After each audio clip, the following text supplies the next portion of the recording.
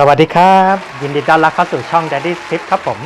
วันนี้เราก็จะมาทำโลม้วนสายยางกันนะครับอย่างนี้เพราะว่าปกติที่เราม้วนสายยางก็จะขดไปขดมาแล้วบางทีเราล่างเนี่ยมันก็จะเกิดรอยพับขึ้นมานะครับผมทำให้น้ำอุดตันน้ำไหลไม่สะดวกนะครับแล้วก็มันก็จะเกิดรอยปริแตกของสายยางได้นะครับผมโลม้วนสายยางเนี่ยทำให้เราสามารถทำงานได้ง่ายขึ้นเราก็สามารถที่จะดึงออกมาได้อย่างนี้แล้วก็ม้วนกลับมาได้นะครับผมโอเคสำหรับวิธีการทำตัวนี้ไม่ยากครับผมส่วนสำคัญที่สุดของมันก็คือสายยางนี่เองนะครับเดี๋ยวเราไปดูก่อนว่าทำไมผมถึงเลือกใช้สายยางอันนี้กันตอนนี้ที่บ้านผมก็เปลี่ยนจากสายยางใสแบบนี้หรือว่าสายยางทึบแบบสีเขียวแบบนี้นะครับมาเป็นสายยางทึบแบบถักแบบนี้แทนนะครับผมคราวนี้มันต่างกันยังไงล่ะสายยางใส PVC ข้อดีของมันก็คือว่าราคาถูกแล้วก็สามารถที่จะเห็นสีของน้ำที่ไหลอยู่ข้างในได้ด้วยนะครับผมแต่ว่าข้อเสียของมันก็คือว่ามันก็จะไม่ทนต่อการโค้งงอมันก็จะเกิดการฟีบแบนได้อย่างนี้นะครับ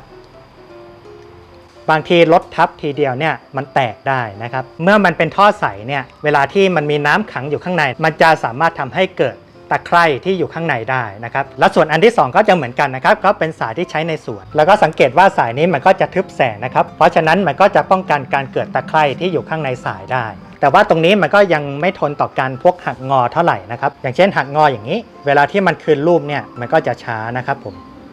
หรือบางทีเนี่ยมันอาจจะแฟบไปเลยถ้าเกิดว่ารถทับสายเนี่ยมันอาจจะแตกได้นะครับผมสายยางที่เป็นแบบสายแบบนี้กับสายทึบแบบนี้เราไม่สามารถเอามาทำโรได้นะครับผมเพราะว่าความคงทนมันคงทนไม่พอนะครับตอนนี้ที่บ้านผมเลยเปลี่ยนมาใช้สายแบบถักแทนอันนี้ก๊อกที่บ้านผมส่วนใหญ่ก็จะเป็น4หุ่นหรือว่าเส้น1/2 นิ้วนะครับแล้วก็ควรจะใช้สายยาง5หุ่นหรือว่า5/8 นิ้วนะครับผมมันก็จะได้ใส่กันได้พอดีมันจะมีชั้นในสุดนะครับผมที่เป็นยาง PVC ทึบแสงนะครับกันตะไคร่จะมีเส้นใยก้าวถักสานกันอย่างเพื่อเสริมความแข็งแรงรอบๆของสายยางเลยแล้วก็สังเกตว่าก็จะมีเส้นใยแก้วที่เป็นเส้นตรงนะครับผมตรงนี้ก็จะเสริมความแข็งแรงแนวยาวด้วยนะครับผมก็ใช้ของยี่ห้อ NCR นะครับสำหรับยี่ห้อนี้เขาว่าทำท่อตั้งแต่ที่ใช้ตามบ้านไปจนถึงโรงงานอุตสาหกรรมเลยนะครับผมโครงการใหญ่ๆก็ใช้ท่อของเจ้านี้นะครับสายแบบนี้ราคามันอาจจะสูงกว่าสายยางธรรมดานะครับผมแต่ว่าข้อดีก็คือมันทึบแสงมันจะสามารถกันตะไคร่ได้อย่างที่2สำคัญมากก็คือ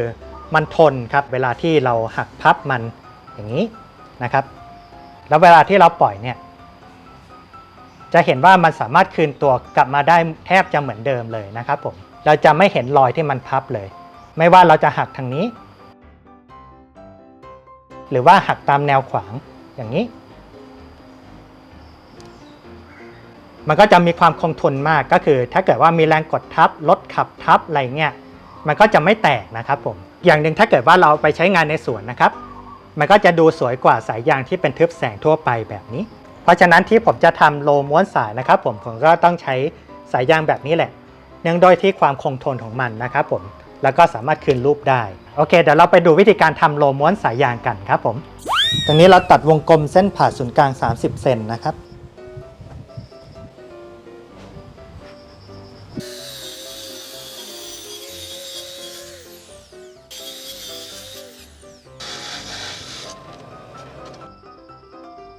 เจาะรูตรงกลางนะครับ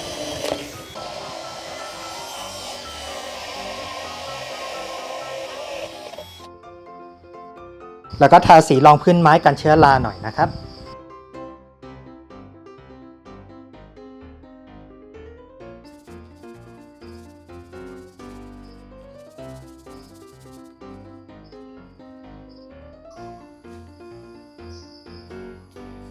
ตัวฐานทั้งหมดเราก็จะใช้ PVC ขนาด3/4ทั้งหมดเลย5 เซนติเมตร 4 ชิ้น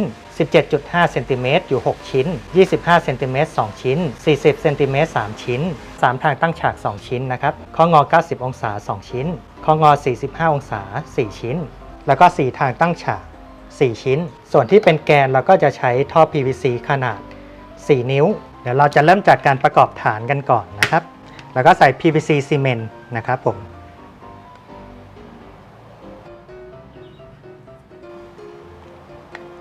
แล้วก็เป็น25 เซนติเมตรนะครับเราก็จะได้ฐานเรียบร้อยแล้วนะครับอันนี้เป็นท่อ5 เซนนะครับเราก็จะเอาฐานลีฟไว้ตรงนี้ก่อนตรงนี้เราจะเอา4ทางตั้งฉากไปเจาะก่อนนะครับ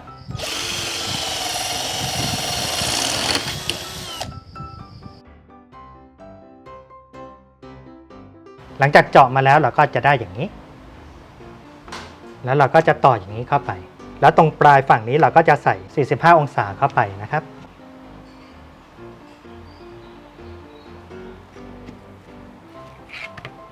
ซึ่งตัวนี้เราก็จะเอามาสวมเข้าฝั่งนี้นะครับผม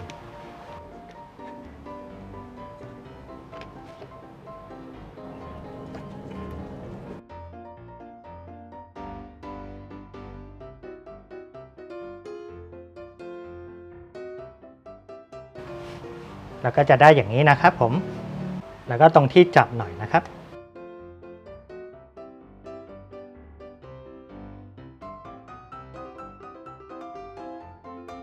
แล้วก็ตรงปลายสุด40เซนอีกท่อนนะครับ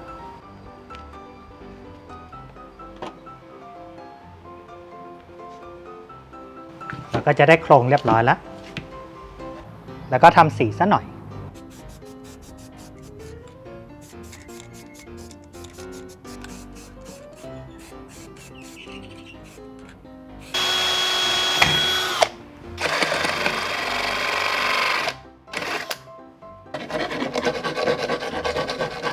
แล้วก็จะใช้เหล็ก90องศานะครับ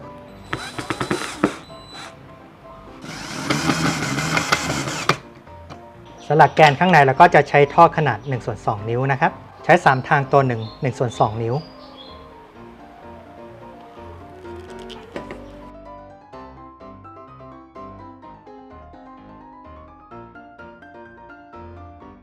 แล้วก็เอาท่อ1/2 นิ้วนะครับ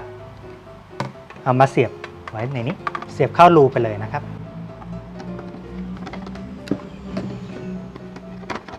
แล้วเราก็จะเสียบเข้าช่องนี้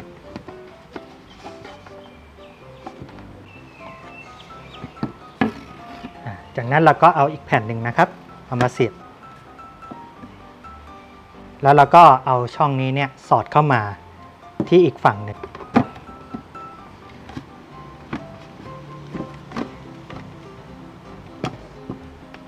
แล้วเราจะทำการยึดตรงนี้เข้าไปในขั้นตอนนี้เราก็จะได้อย่างนี้นะครับ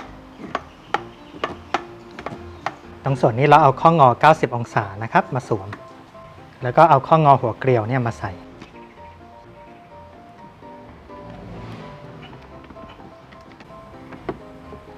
แล้วก็สามารถที่จะใส่หัวสวมเร็วได้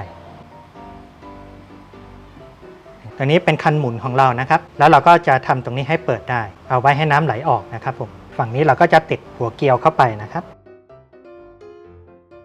ฝั่งที่เป็นเกลียวแล้วก็เอาหัวสวมเร็วมาต่อนะครับแล้วก็อีกฝั่งหนึ่งเราจะติดคันโยกเข้าไป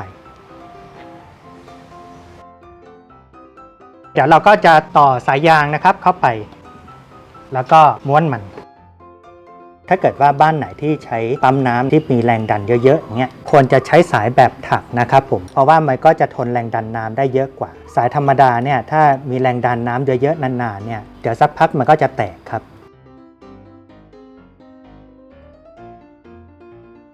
ตอนนี้20เมตรอยู่ตรงนี้ละ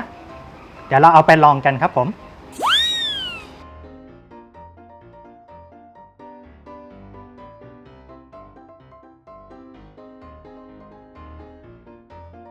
แล้วก็ล็อกฐานมันเอาไว้อย่างนี้ก็ได้นะครับผมให้มันไม่ขยับเป็นใช้ได้ละโอเคสำหรับวิธีการใช้งานเราดึงมันออกไปก่อนเลยดึงไปความยาวที่ต้องการเลยนะครับก็จะสวมหัวสวมเร็วเข้าไปตรงนี้จากนั้นก็เปิดก๊อกจะเห็นว่าสายมาจากนู่นเลยนะครับเห็นไหมครับผมดึงมาจากนู่นเลย20เมตรนะครับสบายๆยังเหลืออยู่ด้วยตอนที่เราเลิกใช้เราก็มาปิดน้ำก่อนปิดเสร็จแล้วก็เปิดน้ำให้มันไหลออกจากสายนะครับเรียบร้อยแล้วก็ถอดสายนี้ออกมาจากนั้นเราก็ม้วนเก็บได้